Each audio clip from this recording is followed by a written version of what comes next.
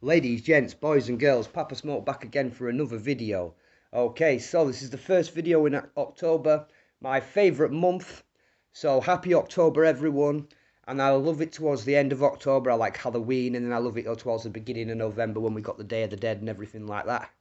Always a big party time in Vodou. So happy October, ladies and gents. Okay, so today's video is on a prolific, profound and powerful lure. One commonly misrepresented as well. This is on Met Kafou. Now, Met Kafou is an incredibly strong lure. Is incredibly powerful and is incredibly important.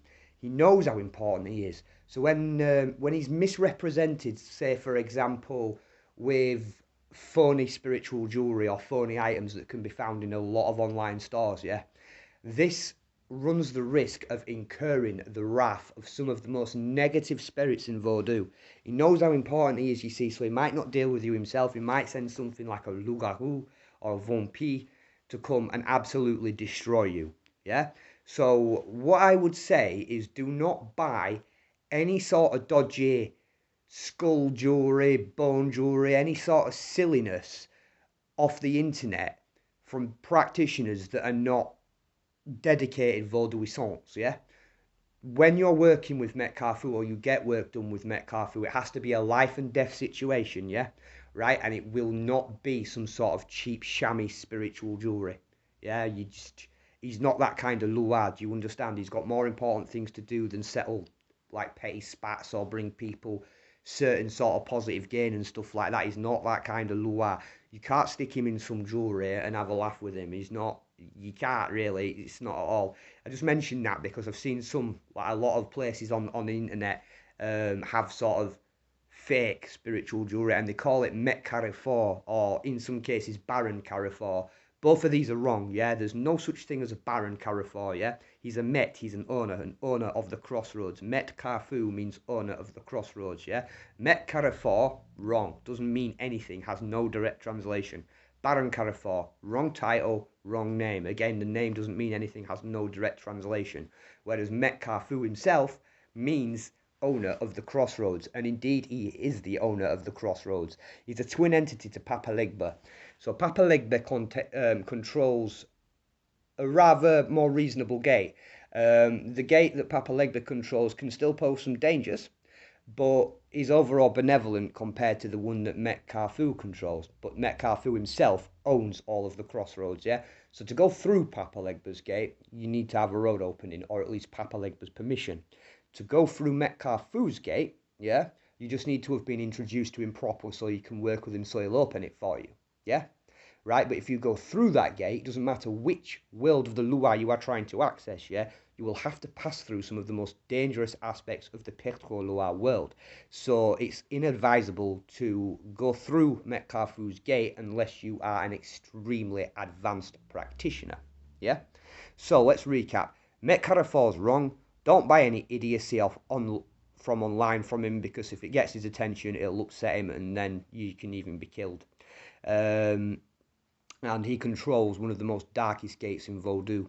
He's a twin entity to Papa Legba, and there's even an entity between them, which is a mixture of both their entities called Legba Kafou.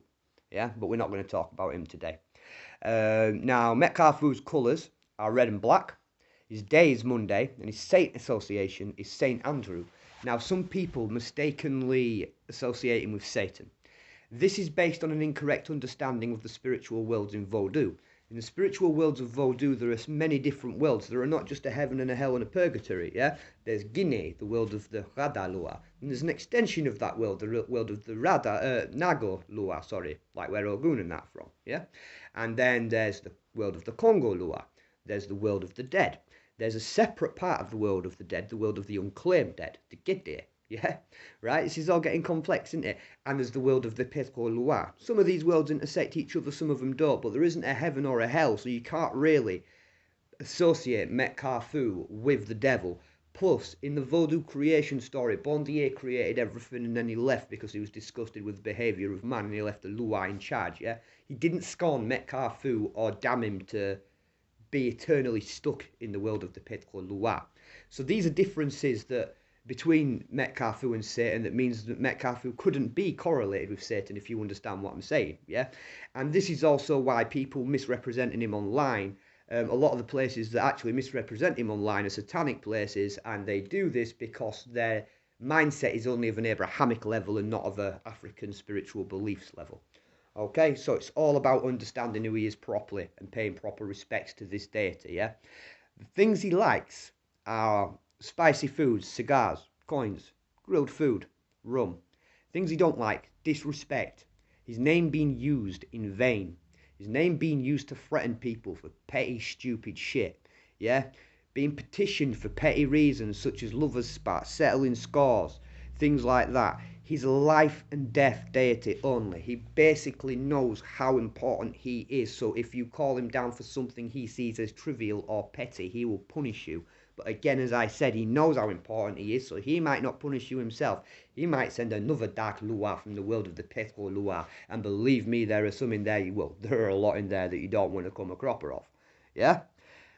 He's a very jealous spirit, so as a result, yeah, his altar should ideally be on its own floor. Never mind in its own room, it needs to be on its own floor with no other spiritual altars on that floor. Do not take anything relating to any other Luara, Degede, Petro, Congo, Nago, whatever, in the damn room or near the damn altar. He's extremely jealous and he can react extremely violently towards this. Do not, I mean, you shouldn't do this with any Lua anyway, but do not remove or steal anything from his altar. Violence is likely to happen. If you make a promise to him and do a deal with him for something he will work with, keep that promise.